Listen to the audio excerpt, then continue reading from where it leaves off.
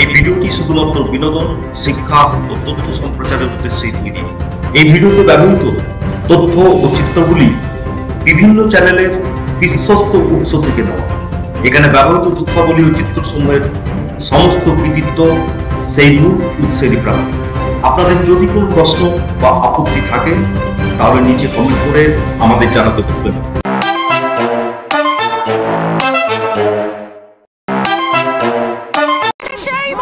সেই মুহূর্ত প্রধানমন্ত্রী নরেন্দ্র মোদীর কনভয় এসে পৌঁছচ্ছে।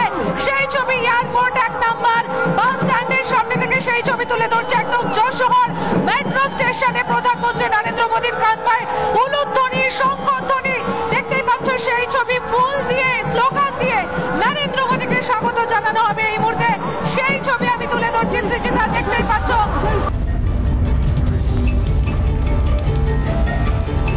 মেট্রো 3 লাইনের উদ্বোধন হলো নতুন 3 মেট্রো স্টেশন। 3 মেট্রো স্টেশনের উদ্বোধন হলো দেশের প্রধানমন্ত্রীর হাত ধরে। নোয়াপাড়া জয় হিন্দ বা বিমানবন্দর, গ্রিন লাইন শিয়ালদা থেকে Esplanade, orange line Beleghata Ruby থেকে হেমন্ত মুখোপাধ্যায় স্টেশন পর্যন্ত উদ্বোধন হলো দেশের প্রধানমন্ত্রী নরেন্দ্র মোদীর হাতে মেট্রোর। সে এক্সক্লুসিভ ছবি আপনারা এই মুহূর্তে দেখতে পাচ্ছেন रिपब्लिक बांग्लार पौधाय। किफायती सेवाओं के साथ आज जन परिवहन का एक अहम हिस्सा बन चुकी है।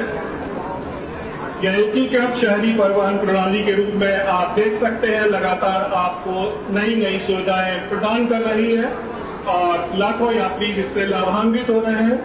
और इसी क्रम में आज माननीय प्रधानमंत्री जी द्वारा ग्रीन लाइन, ऑरेंज लाइन और येलो लाइन पर मेट्रो सेवाओं का हरी झंडी दिखाकर एक साथ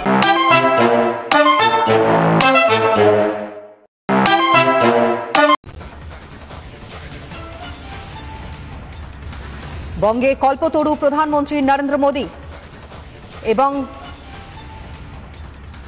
জয় হিন্দ স্টেশনে প্রধানমন্ত্রী নরেন্দ্র মোদী তিনি যাচ্ছেন এবং নির্মাণ কর্মীরা যারা ছিলেন এই মেট্রো সম্প্রসারণের কাজে যারা দিন রাত এক করে পরিশ্রম করেছেন, একবারে প্রথম এবং এক্সক্লুসিভ ছবি রিপাবলিক বাংলা আপনাদের সামনে তুলে ধরছে। প্রধানমন্ত্রী নরেন্দ্র মোদী সেই নির্মাণ কর্মীদের সঙ্গেই কিন্তু এই মুহূর্তে এই মেট্রোতে সওয়ারি করছেন। যে ছবিটা লাগাতার আপনাদের সামনে আমরা সবার প্রথম তুলে ধরেছি এবং প্রথম থেকেই সবার প্রথম যে ছবিগুলো আপনাদের সামনে রিপাবলিক বাংলা তুলে ধরছে দেখতেই পাচ্ছেন প্রধানমন্ত্রী নরেন্দ্র মোদী তিনি এই মুহূর্তে মেট্রোতে সওয়ারি করছেন এবং উপস্থিত রয়েছেন সঙ্গে নির্মাণ কর্মীরাও।